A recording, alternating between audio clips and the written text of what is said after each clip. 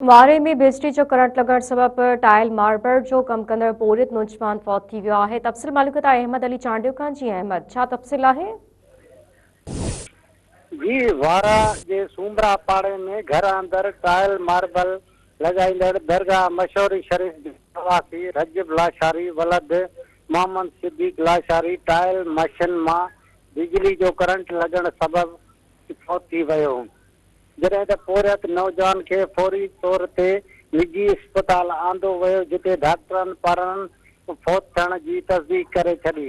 नौजवान जो मड़ समाजी अॻवान न्याज़ हैदरी ख़ैरियाती एम्बुलेंस ज़रिए अबाणे ॻोठ रवानो कयो वियो।